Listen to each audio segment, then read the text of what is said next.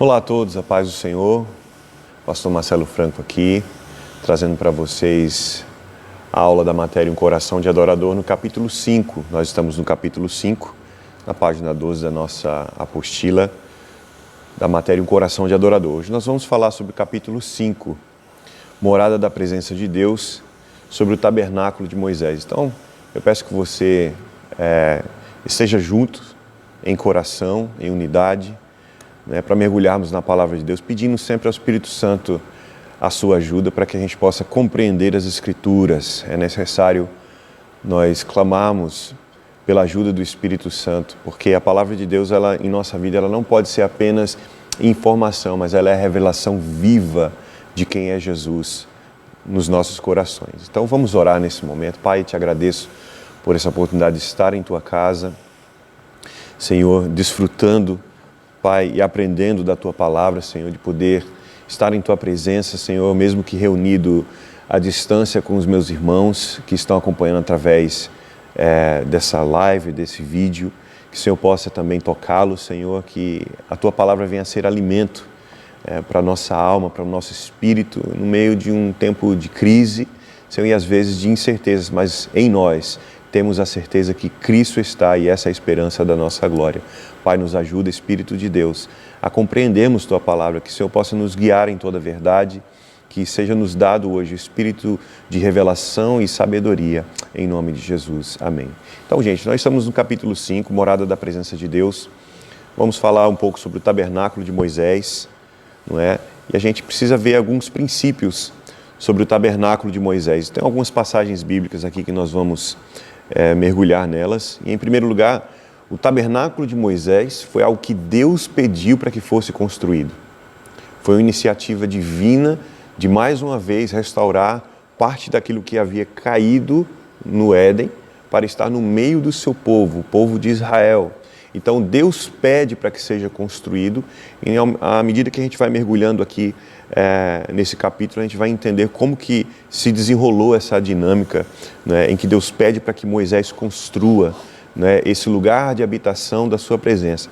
Então, a primeira referência bíblica está lá em Êxodo, no capítulo 25, versículos 8 e 9, que diz assim, o próprio Deus falando para Moisés: faze-me também um santuário, para que eu possa habitar entre o meu povo. Vamos parar por aí. Sempre foi o desejo de Deus habitar no meio do seu povo, estar no meio do seu povo, envolvido no dia a dia do seu povo, né? A dinâmica de um relacionamento com o seu povo. Foi assim no início no Éden com Adão e Eva. Deus vinha todos os dias estar com Adão e com Eva, passava ali no jardim todos os dias e eles desfrutavam de um relacionamento. Havia uma troca no jardim. E Deus fala que essa mesma dinâmica Ele estava querendo em parte restaurar através do seu tabernáculo. E Ele pede para Moisés que construa. E o versículo 9 diz assim: farás tudo de acordo com o modelo do tabernáculo e as instruções para a mobília que eu te revelar. Olha que interessante. Tudo de acordo com as instruções para a mobília que eu te revelar. Então Moisés, ele recebe o modelo do próprio Deus.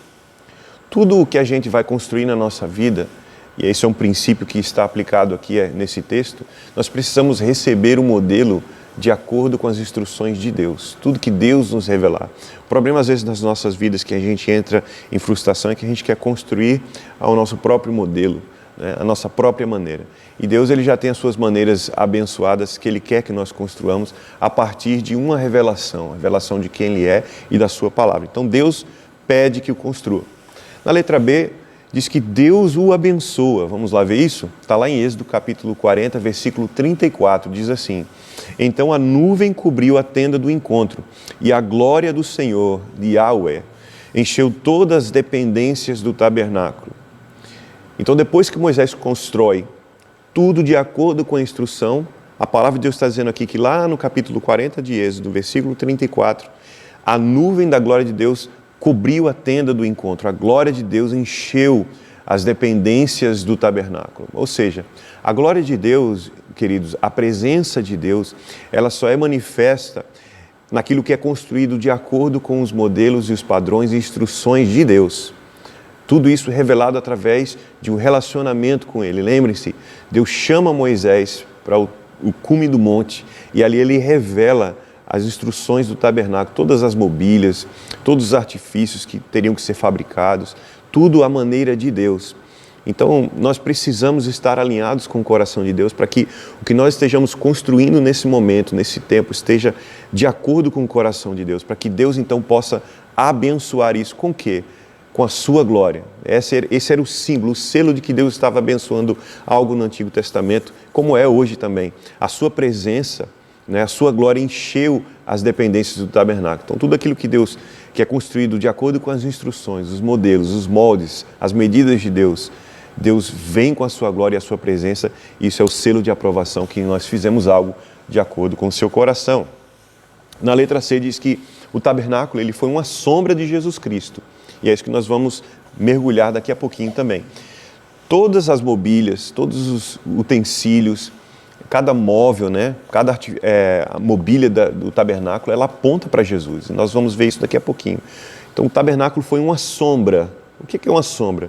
Quando, por exemplo, agora minha mão está aqui mostrando para vocês, está fazendo uma sombra sobre o computador. Se eu olho para a sombra, eu tenho ideia do que é a essência da coisa. Então, o tabernáculo ele era uma sombra, ele não mostrava com clareza a respeito de Cristo, mas ele dava sinais no Antigo Testamento para que nós tivéssemos um entendimento pela fé do que Deus estava preparando que viria no futuro.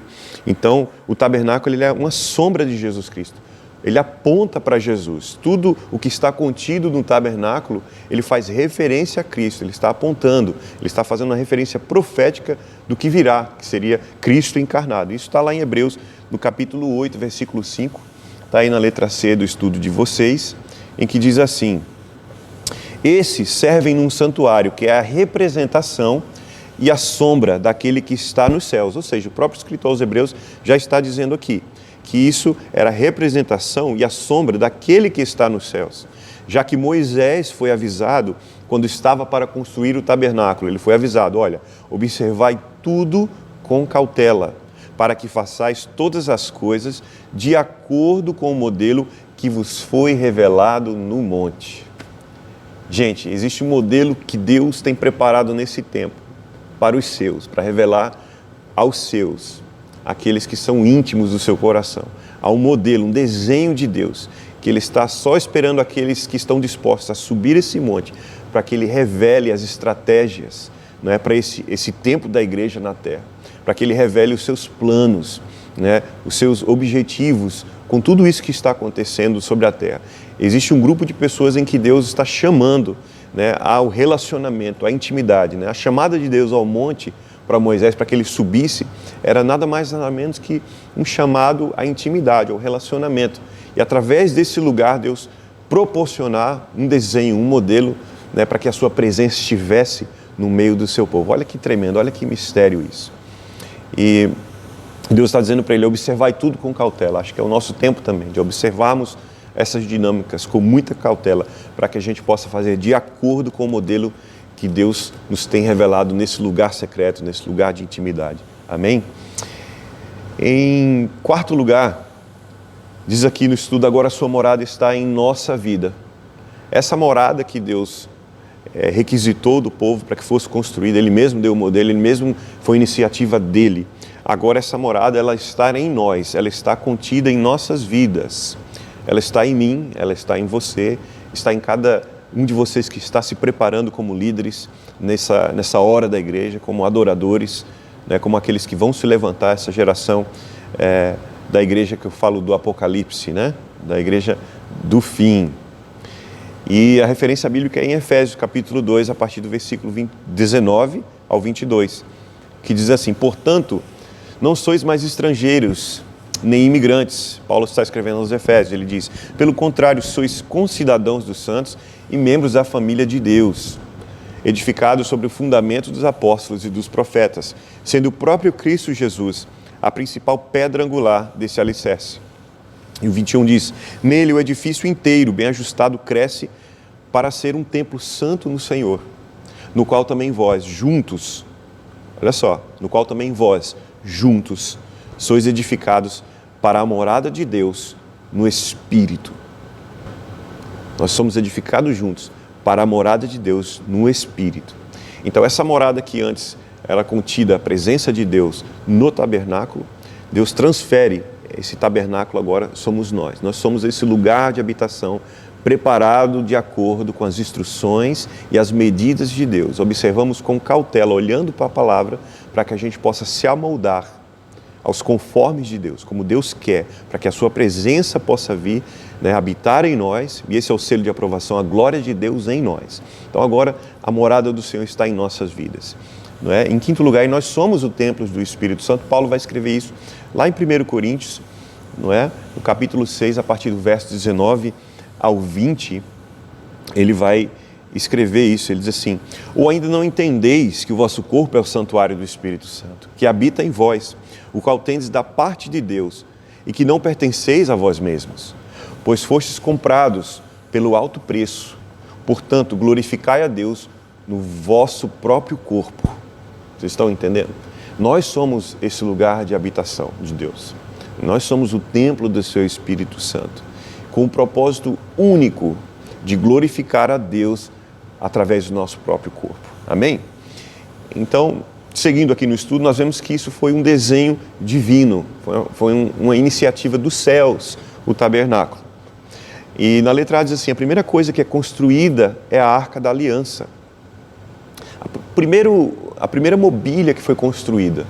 E isso é muito interessante, é bom a gente parar para observar isso, e deixar que isso desça no nosso espírito e a gente entenda isso, com a ajuda do Espírito Santo de Deus. Que a primeira coisa que Deus dá ordem a Moisés, a primeira coisa que ele recebe a instrução é da Arca da Aliança, ou seja, lugar de habitação da presença de Deus. A síntese de todo o tabernáculo era aquele móvel, a Arca da Aliança. Então a primeira coisa que foi construída, e Deus fala para Moisés lá em Êxodo, no capítulo 25, no versículo 10, ele diz assim: farás uma arca de madeira de acácia. Olha só, de madeira de acácia. A madeira de acácia tem algo muito interessante a respeito de todos os elementos, da Arca da Aliança, dos móveis do tabernáculo, exteriores, interiores, tudo que estava ao redor do tabernáculo.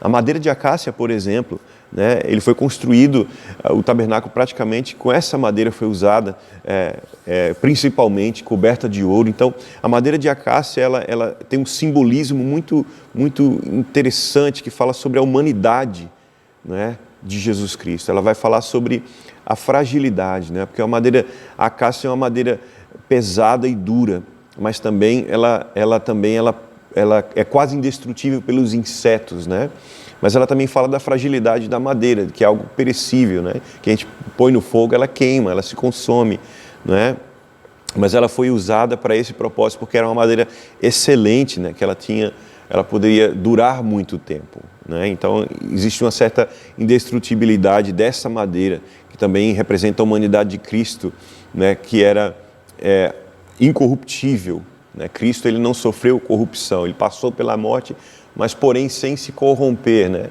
Não permitirás que o teu justo veja a corrupção, a palavra de Deus diz. Então é interessante. Então a primeira coisa que é construída aqui é a madeira de acácia. A primeira coisa que Deus toca, gente, é o nosso interior.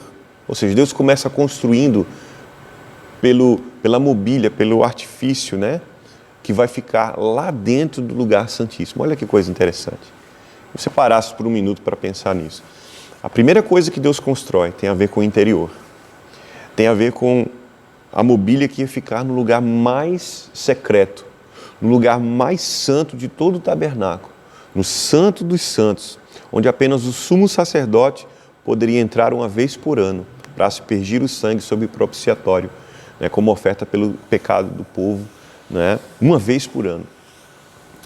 Então vejam que Deus começa a construir em nós, não é algo exterior, não é algo por fora, sabe? Às vezes não é algo que os olhos vão enxergar, mas é aquilo que Deus está vendo. Assim como ele fez com Davi, quando Samuel vai à sua casa, a casa de seu pai Jessé, para ungí-lo como rei. Deus fala com Samuel, diz: Samuel, você está olhando o exterior, mas eu contemplo o coração. Então você precisa enxergar como eu enxergo.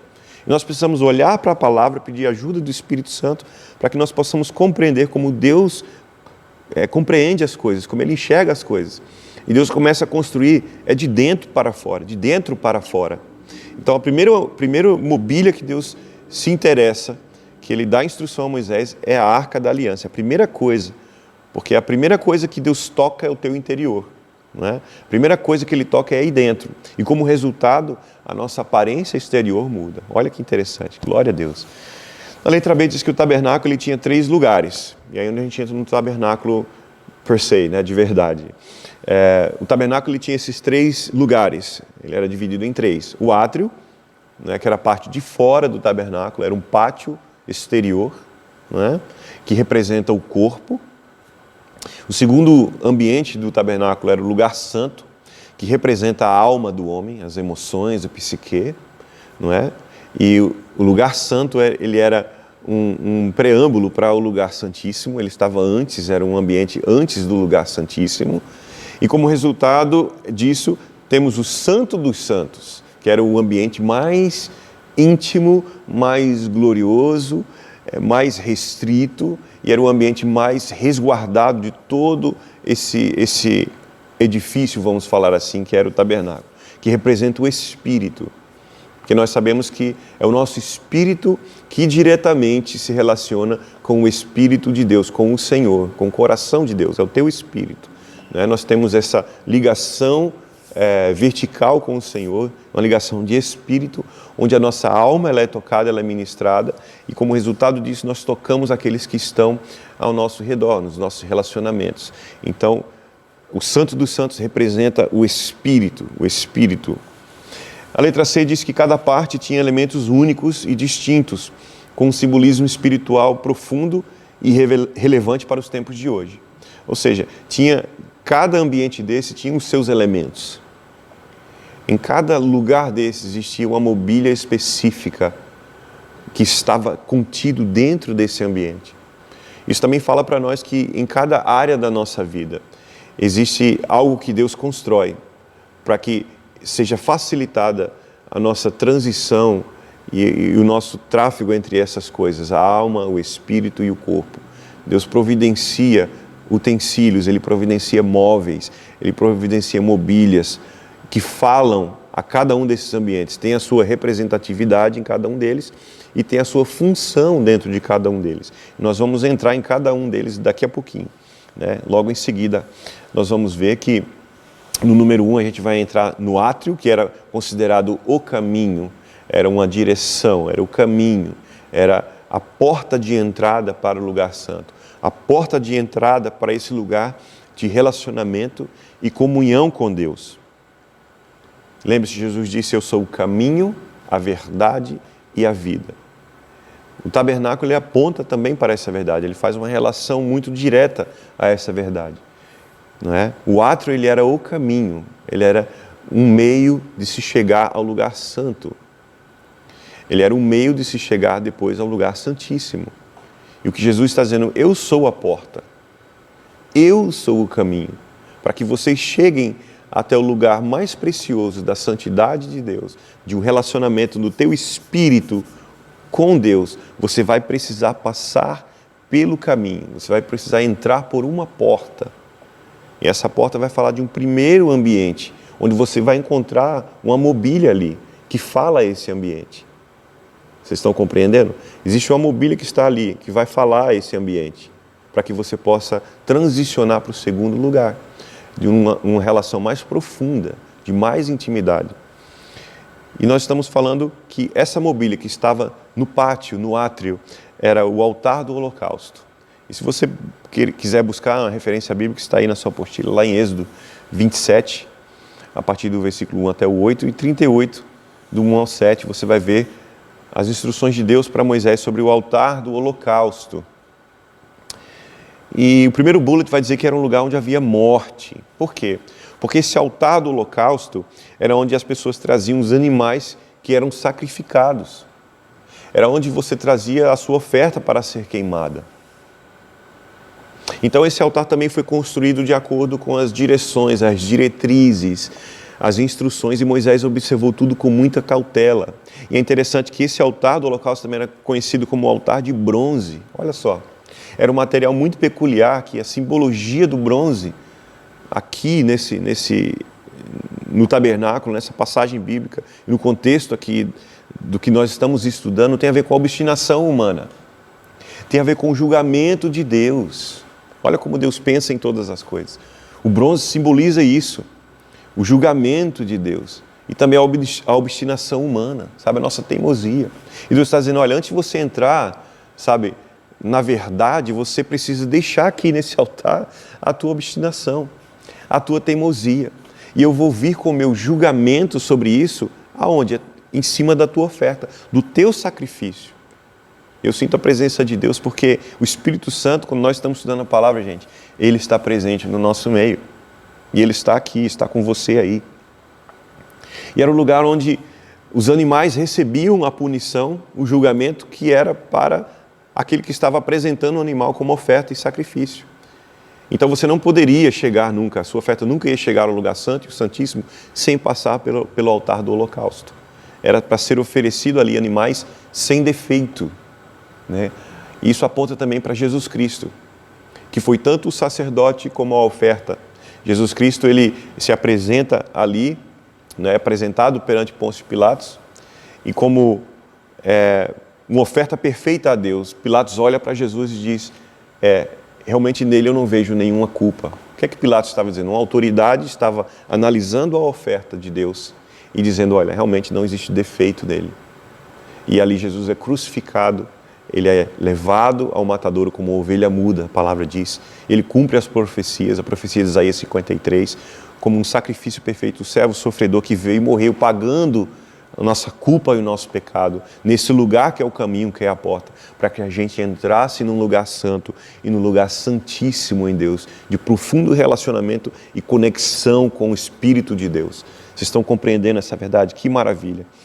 Então era ali onde os animais sem defeitos eram oferecidos para o perdão de pecados e a oferta de paz, entre outros tipos de sacrifício que eram oferecidos sobre ele.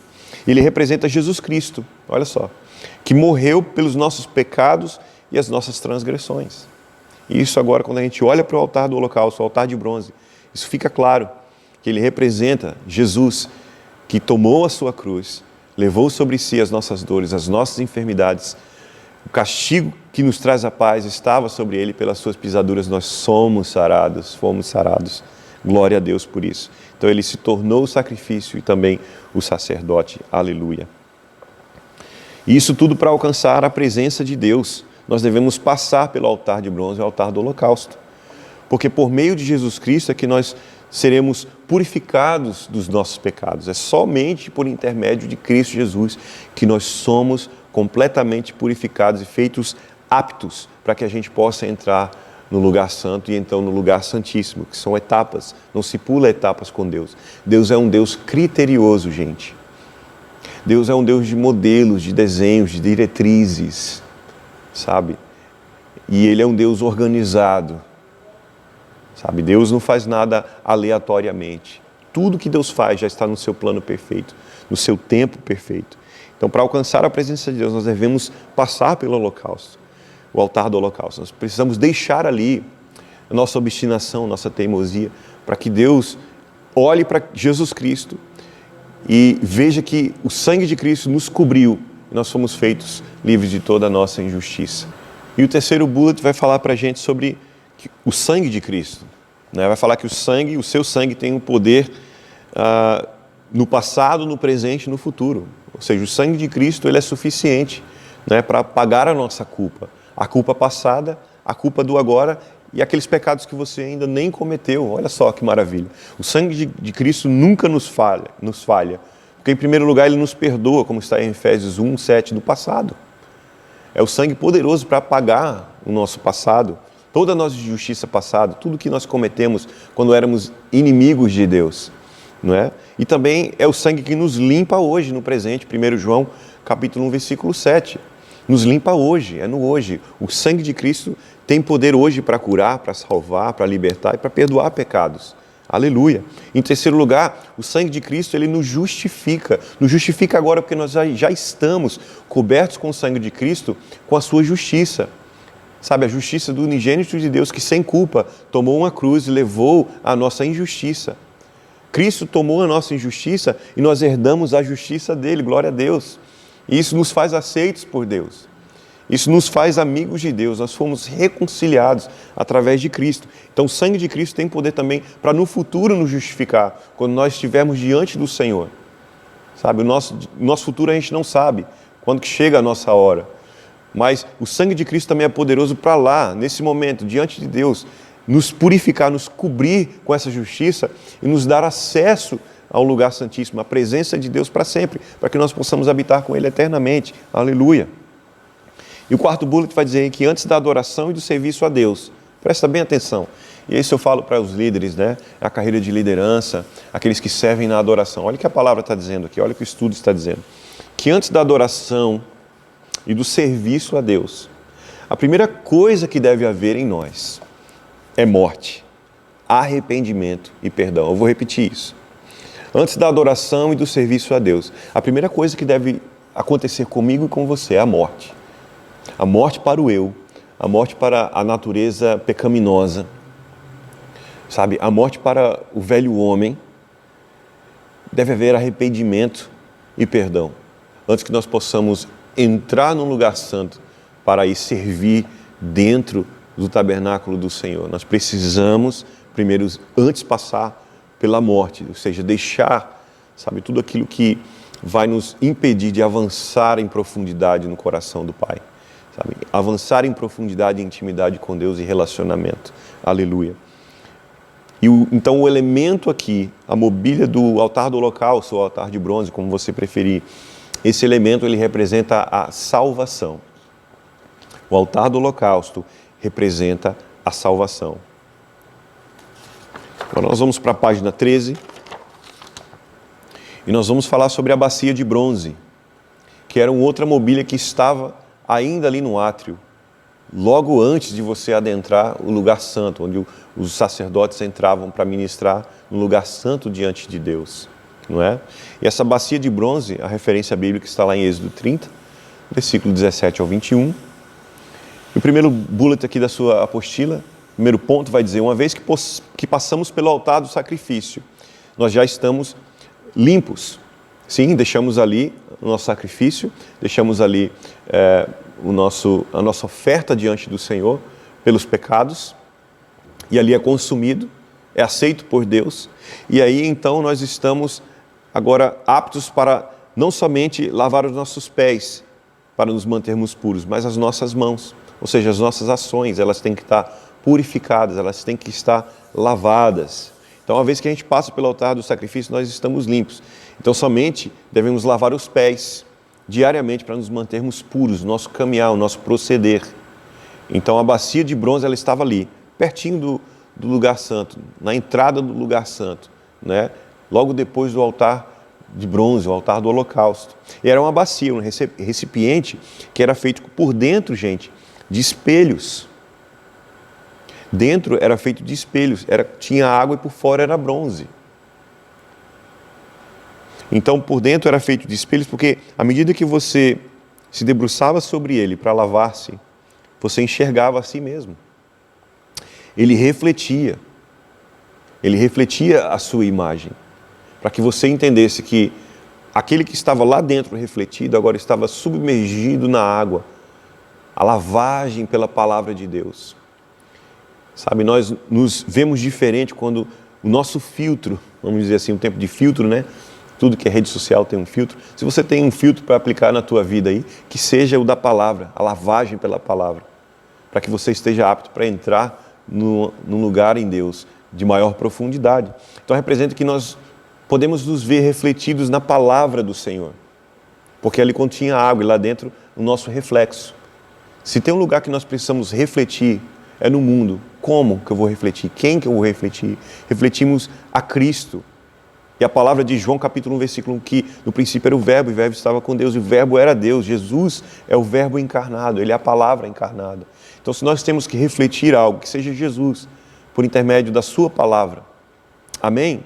Então nós precisamos da sua palavra para sermos lavados todos os dias. As nossas mãos, as nossas ações, nossas atitudes, elas têm que estar fluindo de lugar em Deus, redimido através da sua palavra, lavado, purificado, bem como os nossos pés, o nosso proceder, o nosso andar, o nosso caminhar, ações, o nosso trabalho e os pés, o nosso caminhar, atitudes e o nosso caminhar, o nosso proceder.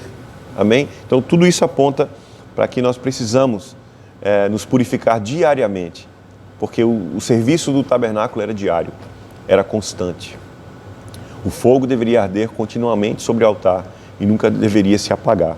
Essa era a instrução dada a Moisés. E o terceiro ponto diz que os sacerdotes da antiga aliança, eles tinham que lavar as mãos e os pés nessa fonte. Era nessa pia de bronze, não é? Nessa bacia de bronze. E as mãos representam, como eu disse, as obras anteriormente, e os pés representam o andar, o proceder. E o quarto ponto aí diz que ela estava cheia d'água. Ela era cheia d'água, que essa água era constantemente purificada. É necessário nos purificar diariamente. Nós recorremos à palavra de Deus todos os dias. Eu tenho certeza que 99,9% de vocês que estão aí assistindo, vocês tomam banho todos os dias. Eu creio, eu espero, eu oro para isso, porque nós precisamos nos purificar diariamente. É um trabalho de manutenção, gente. E a manutenção, ela é uma prevenção para que não haja depois uma correção. Então, a manutenção é a prevenção para depois não haver correção, conserto. Então, se eu me mantenho todos os dias me lavando na palavra, me purificando diariamente, eu vou me tornar irrepreensível diante do Senhor. Isso não tem a ver com a legalidade, o legalismo, na verdade, melhor dizendo, da religião. Mas eu estou falando de se apresentar a Deus aceitável, porque a única maneira de aquilo que vai nos medir, aquilo que vai nos enquadrar, que vai nos regulamentar, vamos assim dizer, é a palavra. Esse é o molde, esse é o modelo. Nós precisamos nos encaixar na palavra de Deus. Não por legalismo, não por religião, por rituais, por cumprimento de regras e normas humanas, mas para que nós possamos nos encaixar nesse formato de Deus, para que a gente seja apto para estar em lugares mais profundos em Deus, compreende? Para que a gente tenha esse modelo, esse molde, esse formato de Deus, para que a gente seja aceito, é só através da palavra. A palavra, ela vai nos moldando, ela vai nos encaixando, ela vai ajustando o nosso ser em todas as áreas, corpo, alma e espírito. Por isso nós precisamos diariamente nos purificar, como está escrito lá em João, capítulo 13, versículo 3 ao 10 e o 15, versículo 3. Então esse elemento, essa mobília significa a santificação. Bacia de bronze significa a santificação. Falamos do altar de bronze, né, que significa a salvação, e agora a bacia de bronze, a pia de bronze, vai nos falar sobre santificação, que tem que ser o almejo, assim, o anelo, vamos dizer, de todo crente, o desejo diário de estarmos sendo purificados todos os dias através da palavra de Deus. Sabe, só Cristo pode nos levar a parecer como Cristo. Entenda isso. Só Jesus é capaz de nos fazer parecer mais com Jesus. Não é o nosso esforço humano, mas é uma confiança plena em fé de que tudo que Jesus conquistou na cruz é suficiente para nós. Nós precisamos confiar nisso. E exercemos, work out our salvation, como diz a palavra de Deus. Exercemos, vivemos essa salvação, né, nos submetendo todos os dias à palavra, que sejamos purificados e santificados, porque esse para nós é o ano da santificação, a palavra profética que nós recebemos. Amém? Em segundo lugar, agora nós entramos nesse outro ambiente, que é o lugar santo, não é? Que aponta para a verdade. Então nós estávamos no caminho, que é o átrio. Agora o lugar santo vai falar da verdade. E a gente vai ver os utensílios que estavam lá dentro, os móveis, as mobílias que estavam nesse ambiente, segundo chamado o lugar santo, que aponta para a verdade. Olha só. E o primeiro deles é o castiçal. E o castiçal, ele era feito, como está lá em Êxodo 27, a partir do verso 20, capítulo 37, a partir do 17, você vai ver que ele era feito de ouro puro. Então a gente já tem uma outra simbologia muito interessante aqui desse metal precioso, que você sabe que o ouro é um metal preciosíssimo, né? Hoje é moeda, né? Para que você possa fazer transações econômicas. Então era e continua sendo um metal preciosíssimo de grande valor. Então o ouro ele vai falar da glorificação, olha só. O ouro ele vai apontar para que ele significa a divindade de Deus. O ouro ele significa que é algo glorioso, vai apontar para a glória, para a divindade de Deus. Então o castiçal ele era feito de ouro puro. Ele era lavrado a martelo, ou seja, ele não era de peças encaixadas. Ele era inteiriço, ele era feito de uma peça só de ouro, lavrado a martelo. E eu gosto disso porque esse trabalho do artífice ele tinha que ser batido. Eram várias marteladas para que ele conseguisse moldar o ouro, não é? Então tinha que ser de ouro puro, um ouro que desse para ser trabalhado. Você sabe que o ouro mais puro ele é mais mole, né? Para ser trabalhado. E era trabalhado a martelo. E o castiçal, que era esse primeiro móvel que você via, essa primeira mobília, artifício que você encontrava, ele tinha 7 braços, né? Em cada um dos quais queimava uma lâmpada, uma luminária. Então era como se fosse um grande castiçal, candelabro, não é? E ali em cada uma daquelas hastes, daqueles braços, tinha uma lâmpada. E essas lâmpadas elas tinham que estar completamente acesas todos os dias. Isso era o trabalho do sacerdote, né? E nós fomos eleitos em Deus, reis e sacerdotes para Deus, para ministrarmos diante da sua presença. Todos os dias eles tinham que trazer óleo para que aquela chama continuasse ardendo, para que a luz continuasse brilhando no lugar santo. Gente, isso novamente fala para nós, não é?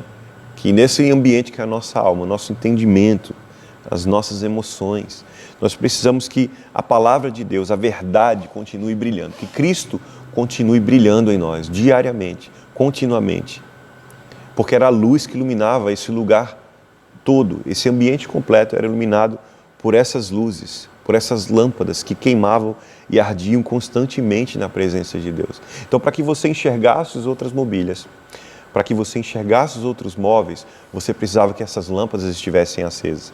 Ou seja, para que você tivesse outros níveis de revelação do que está ao seu redor, você precisava manter essa chama sempre acesa. Ela não poderia se apagar. E essas 7 lâmpadas, elas usavam o mesmo óleo para mantê-las queimando constantemente. Sabe, nós precisamos buscar essa unção de Deus. Né? Lembre-se que ele era de ouro, ou seja, é algo divino. Nós temos que buscar isso na fonte que é o Senhor. Essa unção divina todos os dias, para continuarmos queimando na sua presença, nesse lugar santo, né? Queimando e sendo cheio da sua verdade, dessa luz que ilumina o nosso proceder, o nosso caminho. Para que você pudesse caminhar lá dentro como um sacerdote, como um levita, você ia precisar de luz. Por isso que Salmo 119 vai dizer que lâmpada para os meus pés, o salmista diz, é a tua palavra e luz para os meus caminhos. Qual que é a lâmpada aqui, gente, que deve constantemente estar brilhando em nós? É a palavra de novo, é a verdade. Nós precisamos estar inseridos na verdade, para que a gente consiga enxergar um palmo na frente da nossa vista. E nós precisamos diariamente buscar esse óleo aonde? Na presença de Deus. Você lembra a parábola das virgens que não tinham óleo para as suas lâmpadas? E não é algo que se pode emprestar. Você tem que comprar e manter a tua reserva sempre cheia. Isso fala de prudência. Isso fala de nos mantermos vigilantes. E aqui a gente pode destrinchar e ficar essa aula inteira só nesse candelabro, mas nós precisamos avançar. E elas tinham o mesmo óleo para queimá-las diariamente, que simboliza o Espírito Santo. A unção do Espírito. Nós precisamos do Espírito Santo todos os dias, para que o nosso serviço seja aprovado por Deus, tudo que nós viemos a fazer seja aprovado pelo Senhor. Amém? Então esse elemento era um trabalho do sacerdote, manter essa luz sempre acesa todos os dias, como eu falei. Era um trabalho diário, uma manutenção diária. E precisava estar brilhando. O que é que isso fala para nós? Nós precisamos diariamente estar buscando uma revelação contínua. Continuar brilhando. Continuar iluminando, continuar acesos na presença do Senhor. Isso somente em relacionamento, intimidade com Deus. Amém? Então esse elemento do candelabro, ele aponta para a revelação. Então você entrava no lugar santo, a primeira coisa que você precisava ter era uma revelação do que viria por adiante. Amém? E letra B vai falar sobre a mesa dos pães asmos, ou a mesa da proposição. A mesa dos pães asmos está em Êxodo 37, a partir do verso 10 até o 16. Era a mesa da proposição, era um chamado de Deus à comunhão. Era algo que Deus estava propondo ao homem depois de ter uma revelação. Ele passa pela salvação, daí ele passa pela pia de bronze, o lavatório de bronze ali, a bacia, purificado pela palavra, que significa santificação, e daí ele entra no lugar santo, onde ele dá de cara com a revelação da palavra, da luz, através do Espírito Santo. Nós precisamos do Espírito Santo, porque buscar a revelação, ou sem o Espírito Santo, é informação. Não vai te levar a um lugar profundo em Deus, mas talvez você vai querer mais informação para ser mais sabido, mais culto, mais inteligente, mas nós estamos falando de revelação que transforma realmente o espírito do homem, não é? Então, existia essa mesa dos pães asmos, era uma proposição de Deus, Deus propondo ao homem, venha. Mesa sempre nos fala de comunhão, fala que Deus, depois de ter uma revelação, eu vou entender que Deus quer, na verdade, é uma comunhão. Existe uma mesa cheia de pães, e exemplifica Cristo, né? Jesus alimentando o seu corpo, né? Porque Ele é o pão da vida. Ele disse, olha, eu sou o pão. Lá em João capítulo 6, versículo 32 e 35, ele diz, olha, eu sou o pão da vida, né? Eu vim como de mim, aquele que não, sabe, que não tem relacionamento com Jesus. Ele não come do seu corpo e bebe do seu sangue. Isso é a essência da comunhão, isso é a essência da ceia do Senhor. É o chamado mais profundo e íntimo à comunhão, é a Santa Ceia. Ele diz, olha, comam do meu corpo, bebam do meu sangue. Aquele que não comer do meu corpo e beber do meu sangue não tem parte comigo. Vocês estão entendendo? Então a mesa dos pães, ele fala de um chamado de Deus à comunhão. E ele aponta de novo para Jesus, dizendo que eu sou o pão que está sobre a mesa. Deus proporciona para nós, ele nos chama, nos propõe um relacionamento. Ele diz, a mesa está posta e eu estou servindo o meu filho. Uau, isso é tremendo, né? Existe uma mesa que eu pus para você. E o que está sendo servido naquele cardápio? É o seu próprio filho. É Cristo chamando a gente para esse relacionamento e essa comunhão. Porque Ele é o pão da vida que nos alimenta e nos mantém nutrido. Aleluia.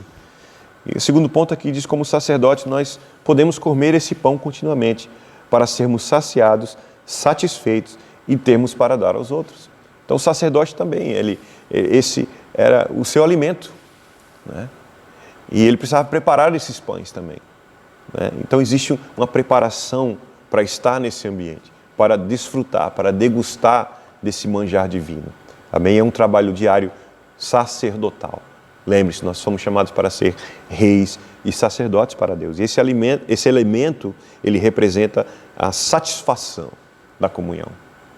Ele vai apontar para essa satisfação que Deus tem em se relacionar com o homem, em se relacionar conosco e na reconciliação que Cristo nos propõe através da sua própria carne, não é? Que é o pão.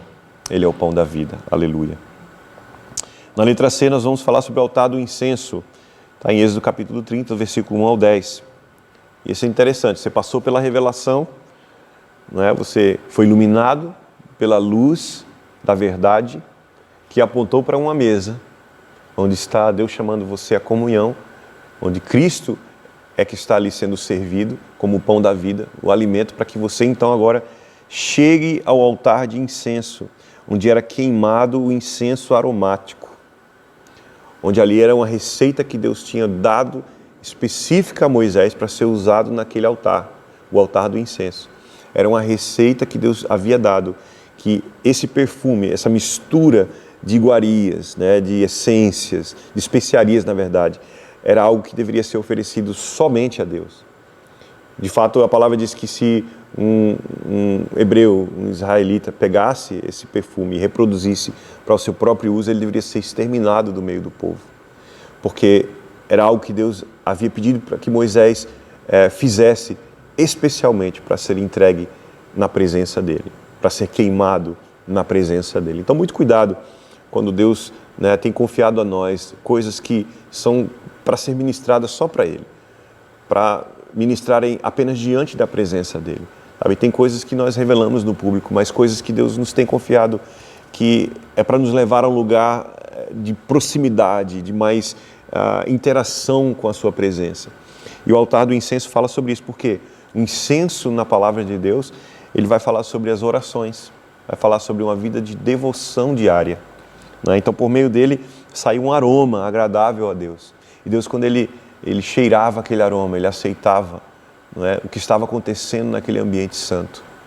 E era assim, mais uma vez, uma anunciação, era uma legalidade que era dada para que então o sacerdote, o sumo sacerdote, adentrasse o lugar santíssimo quando era o sumo sacerdote, ou para o sacerdote não sumo, ficasse ali no lugar santo ministrando diante da presença de Deus com um aroma suave, que subia diariamente, agradando assim a presença de Deus. Isso representa as orações, é a adoração dos santos. Porque essa essência era preparada fora e trazida para dentro. Era preparada fora e apresentada diante do Senhor. Era preparada fora e era oferecida dentro do lugar santo. Qual que é o padrão, queridos, da minha adoração, da minha oração? A verdade. Por isso é um tempo crucial onde nós precisamos cada dia mais orar a palavra de Deus. Orarmos a palavra de Deus. Temos esse costume de pegarmos a palavra de Deus e declararmos a verdade de Deus sobre nós e de volta para o Senhor. Então o altar do incenso ele fala sobre as orações, fala sobre a adoração do povo. Hoje esse altar está na nossa vida. Nós queimamos, nós somos um aroma, uma oferta agradável a Deus. Nossas orações são esse incenso que sobe diante da presença de Deus. Por isso o chamado de Deus, Mateus capítulo 6, verso 6, de Jesus, de entrarmos no lugar secreto, fecharmos a porta. Esse é o lugar onde você vai queimar esse incenso para Deus, da tua oração e da tua devoção. Então esse elemento, ele representa a adoração e a oração. O altar do incenso representa então a tua adoração e a tua oração. E por último lugar, agora nós vamos ao lugar santíssimo, que a gente chega agora na vida. Passamos pelo caminho, a verdade e agora a vida. O caminho, o átrio, a verdade, o lugar santo e a vida, o lugar santíssimo. Olha que interessante. Eu meditava enquanto preparava esse estudo, e pensando sobre o lugar santíssimo que aponta para a vida. Que não existe, gente, na verdade, vida fora de um lugar onde a presença de Deus está. Porque ali estava a mobília, o utensílio mais precioso do tabernáculo, que era a Arca da Aliança, que representava em si mesmo a presença de Deus viva, manifesta, a Shekinah do Senhor. A palavra diz que havia uma coluna de fogo durante a noite, uma nuvem durante o dia. E era manifesta ali, entre os querubins que estava no propiciatório, a tampa da Arca da Aliança. E Deus falava comigo que não existe vida, não pode haver vida se nós não estivermos no lugar santíssimo. Só é possível haver vida em tudo que nós fazemos, tudo que nós executamos e somos, se nós vivemos a partir desse lugar, que é a presença manifesta de Deus. Porque Deus está em todos os lugares, Ele é onipresente. Mas a sua presença manifesta foi algo que Moisés teve que clamar. E dizer, Senhor, se a tua presença não for conosco, não adianta enviar anjo. Nós queremos o Senhor, nós queremos tua presença. E é o lugar onde a presença de Deus habita, onde nós somos revestidos dele. Olha só podemos entrar no lugar santíssimo quando somos salvos, santificados e ministramos ao seu coração em adoração. Olha que lindo. Precisamos de cada uma dessas ações, que são pré-requisitos em nossas vidas, para prepararmos e então poder entrar na presença do Senhor. Então não existia como uma maneira de você pular etapas. Você precisava entender isso, que existia processos que você deveria passar até estar diante do Senhor, ministrando em sua presença. E a Arca da Aliança, que está lá em Êxodo capítulo 26, a partir do versículo 33 ao 34. Então nós estamos aqui no elemento nessa mobília da Arca da Aliança, que era um móvel principal ali no lugar santíssimo. Falava em Êxodo 26, a partir do versículo 33 ao 34. E era uma caixa de madeira, a madeira de acácia, que a gente já mencionou anteriormente, que a madeira de acácia ela representa a humanidade de Cristo.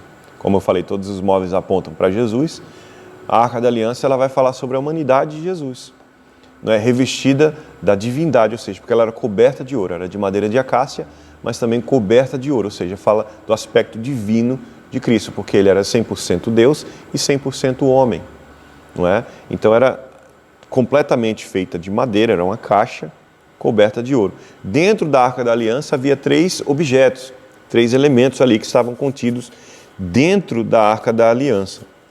E o primeiro deles era a lei de Deus, ou seja, a lei, na palavra em hebraico, é a Torá, né? Então a lei de Deus, a palavra, a instrução do Senhor estava contida dentro da Arca da Aliança, dentro dessa caixa de ouro. Estava ali as tábuas da lei que foram entregues a Moisés no monte, né? As instruções dos 10 mandamentos. Então isso também aponta para Jesus, que ele disse que veio para cumprir toda a lei. Ele não veio para anular, mas ele falou, eu vim para cumprir. Ou seja, dentro de Jesus está a lei do Senhor. E assim deve ser comigo, com você todos os dias também. A palavra do Senhor deve estar guardada no nosso coração, né? Porque a lei do Senhor, ela traz plenitude para as nossas vidas. A lei do Senhor, o salmista diz que ela é doce como mel, a palavra do Senhor, né? Então ela deve estar guardada dentro de nós. E simboliza a santidade do Senhor. Tendo a lei dentro do coração, nós vamos ter um proceder santo, né? E nós precisamos andar sempre olhando para dentro de nós, guardando a palavra no coração para não pecar contra o Senhor. Ou seja, qual que é a atitude resultante, né, de guardarmos a palavra no coração? É a obediência, né? Então, quando nós guardamos a palavra, a instrução, a lei do Senhor dentro do nosso coração, nós vamos ter um proceder santo em obediência a Ele. Aleluia. E em segundo, o que tinha lá dentro, o segundo elemento dentro da Arca da Aliança, que aponta para Jesus, não é? E para nós, é um exemplo para nós, né? É o vaso com o maná. Então ali dentro existia um recipiente onde tinha um maná que foi recolhido e guardado.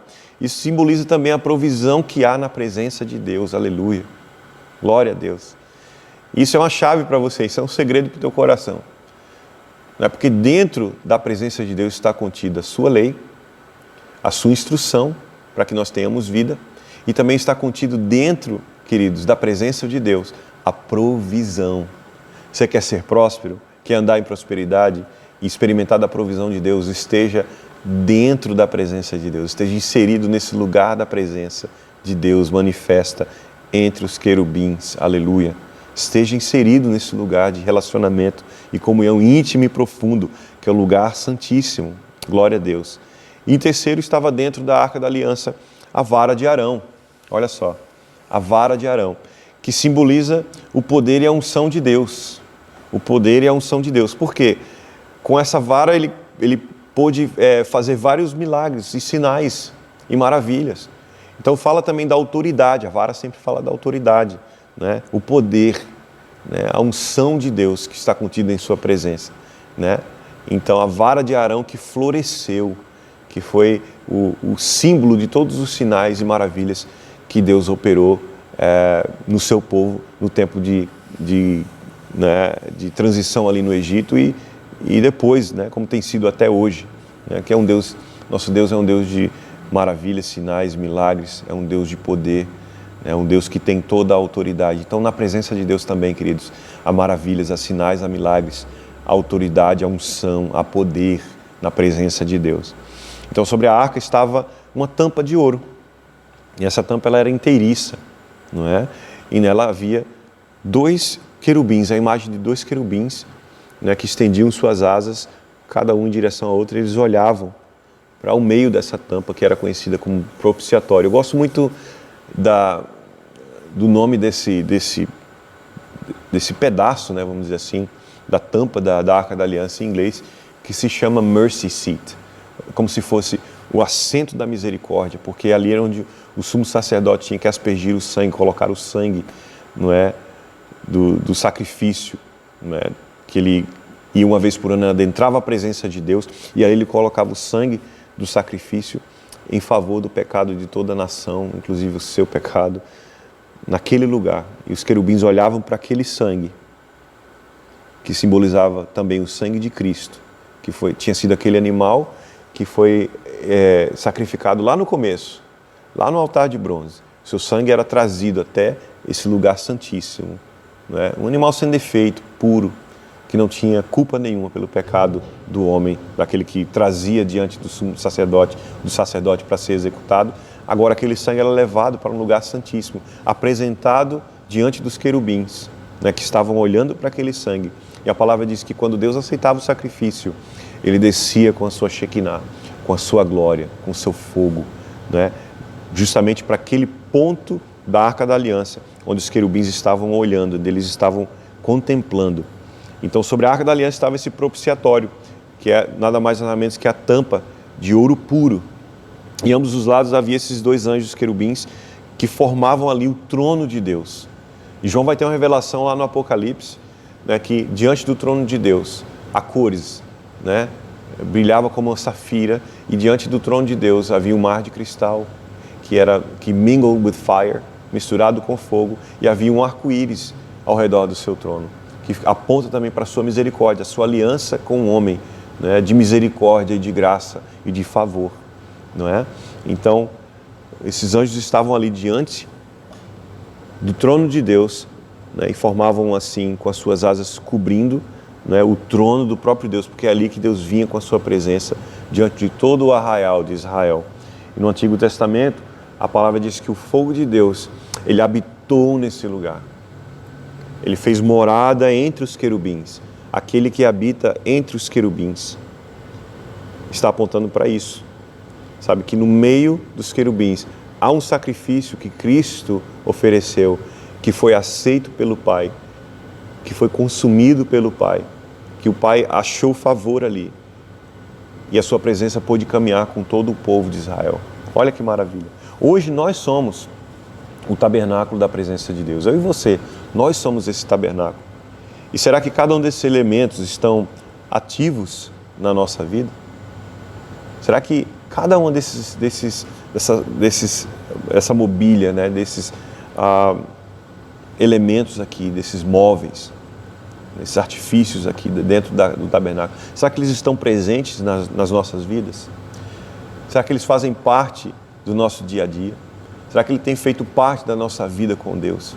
Eu convido você nesse momento a fazer essa reflexão, né? Que isso não seja apenas uma aula, mas um momento realmente onde o Espírito Santo vai nos levar em profundidade em sua presença, né? Já tem nos transicionado do caminho, a verdade, e sempre está nos levando à vida que está no lugar santíssimo da sua presença. Que nós possamos viver a partir desse lugar, de um lugar de comunhão íntima com Deus, da sua presença. E cada um desses elementos esteja ativos todos os dias na minha vida e na sua vida. Seja com aquilo que nós vamos fazer para Ele, ou seja, da maneira que nós vamos caminhar, proceder no nosso dia a dia com o próximo. Cada um desses elementos precisa estar vivo e ativos no nosso ser, diariamente, para que nós possamos ser um sacrifício agradável a Deus, um sacerdote segundo o seu coração e um sumo sacerdote que ministra diante do Senhor, né? E tem como base da sua autoridade o sangue de Cristo Jesus, que foi aceito pelo Pai mediante o fogo manifestado entre os querubins. Glória a Deus, que nós possamos refletir, né, que essa aula do capítulo 5 sobre o tabernáculo de Moisés seja uma base, uma diretriz para que a gente tenha um proceder de acordo com a palavra de Deus, que agrade o coração do Senhor e nos faça líderes, adoradores, servos na sua casa e filhos, não é, que manifestam a sua glória, o seu reino entre as nações. Que Deus possa abençoar vocês. Nós voltamos com a próxima aula, que é o capítulo 6, Morada da Presença de Deus 2, que nós vamos falar sobre a tenda de Davi. Que Deus abençoe vocês e até a próxima.